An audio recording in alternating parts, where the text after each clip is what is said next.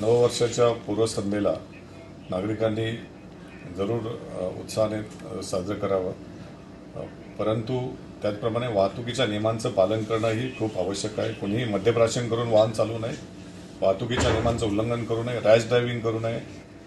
जे वाहतुकीचे नियम आहेत, सीट बेल्ट लावणं किंवा दोन्ही वाहन चालकांनी आणि पिलियन रायडर या दोघांनी हेल्मेट घालणं हे बंधनकारक आहे. त्यामुळे सर्वांनी वाहतुकीचे नियम पाळावेत की ज्यामुळे वाहतूक गतिमान सुद्धा होईल आणि रस्ता सर्वांना सुरक्षित सुद्धा होईल.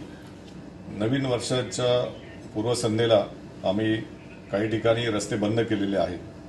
आवश्यकतेप्रमाणे ते रस्ते बंद करण्यात येतील. मरीन ड्राईव्हची नेताजी सुभाषचंद्र बोस रोड आहे, NS रोड, त्याची उत्तर वाहिनी ही आवश्यकतेप्रमाणे वाहतुकीस बंद करण्यात येईल. ज्या लोकांना दक्षिण मुंबईतून उत्तरेकडे जायचं आहे ते JJ फ्लायओव्हरचा किंवा महर्षी कर्वे मार्गाचा उपयोग करू शकतात.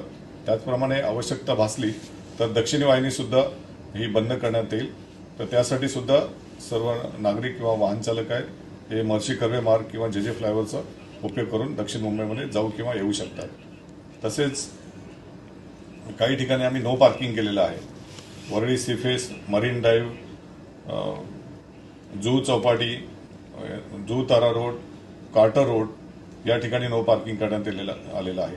गेटवे ऑफ इंडियाचा जो परिसर आहे त्या परिसरामध्ये श्यामाप्रसाद मुखर्जी चौक म्हणजे रिगल सर्कल तर तिथपासून रेडिओ क्लब हा जो रस्ता आहे, छत्रपती शिवाजी महाराज मार्ग, ॲडम स्ट्रीट आणि पी रामचंद्रनी मार्ग, इथे सुद्धा सर्व वाहनांना हा रस्ता बंद असणार आहे. ते वाहन चालक जे पर्याय मार्ग आहेत, शहीद भगतसिंग रोड आहे किंवा हॉटेल ताजमहलच्या मागचा जो रस्ता आहे त्याचा उपयोग करू शकतील. आणि जे टॅक्सी आणि कॅब आहेत त्यांच्यासाठी उतरण्याची जागा ही कालाघोडा या ठिकाणी ते उतरून पुढे पायी चालत जाऊ शकतात गेटवे ऑफ इंडियाकडे किंवा मग शहीद भगतसिंग मार्गावर उतरून ते पायी चालत जाऊ शकतात. तर अशा प्रकारचं आम्ही वाहतुकीचं नियोजन केलेलं आहे. वाहतूक नियंत्रण शाखेतील जवळपास 150 अधिकारी आणि 1200 पोलीस अंमलदार हे रस्त्यावर असणार आहेत. त्याचप्रमाणे आमच्याबरोबर जे महाराष्ट्र सुरक्षा महामंडळाचे जवान आहेत, 300 जवान, हे सुद्धा आमच्यासोबत रात्री वाहतुकीचं नियमन करण्यासाठी हजर असणार आहे. माझं सर्व नागरिकांना आवाहन आहे की सर्वांनी वाहतुकीचे नियम पाळावेत. वाहतुकीच्या नियमांचा कुणी भंग करू नये की ज्यामुळे वाहतूक ही गतिमान होईल आणि ती सुरक्षित सुद्धा होईल.